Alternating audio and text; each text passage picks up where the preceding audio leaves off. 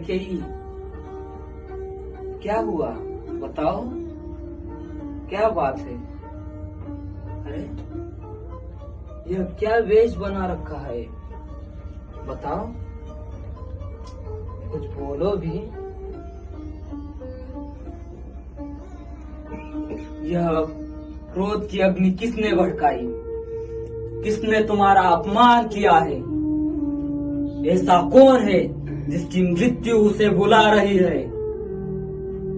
बताओ कैकेयी, देखो तुम्हारा इस तरीके से चुप रहना सहन नहीं हो रहा है। तुम जानती हो तुम हमें प्राणों से भी अधिक प्यारी हो। तुम जो कहो वह हम कर सकते हैं, जो चाहे वह तुम्हें दे सकते हैं। यदि तुम चाहो तो राजा को भी भिखारी बना सकते हैं और भिखारी को राजा। देवी, सूर्य का चक्र जहां तक घूमता है वहां तक पृथ्वी मेरे अधिकार में है। इतने बड़े साम्राज्य में जो भी सबसे ज्यादा मूल्यवान वस्तु हो मांग लो, हम तुम्हें तत्क्षण दे देंगे। परंतु इस तरह मुंह ना मोड़ो, तुम रूठ जाओगी तो हम जिएंगे किसके सहारे? क्या चाहिए तुम्हें? हम तुम्हें वचन देते हैं, जो मांगोगी इसी क्षण देंगे। देंगे देंगे सदा ही कहते रहते हैं, आज तक कभी कुछ दिया है? आज फिर नए वचनों को लेकर आ गए। अभी तक तो पुराने वचन ही पूरे नहीं किए हैं, फिर मैं ये नए वचनों को लेकर क्या करूंगी? देवी, कौन से पुराने वचन पूरे नहीं किए हैं? देखा, वो भी भूल गए। महाराज, जब देवासुर संग्राम हुआ था, आप देवराज इंद्र की सहायता के लिए गए थे। असुर सांभर के साथ जो युद्ध हुआ था, उस समय मैं आपके रथ की सारथी बनी थी। याद है या भूल गए? उस युद्ध में आपको बर्छी लगने से आप घायल हो गए थे। शत्रुओं के बीच आपको रथ के साथ लेकर मैं अगर ना निकलती तो आपके प्राण ना बचते।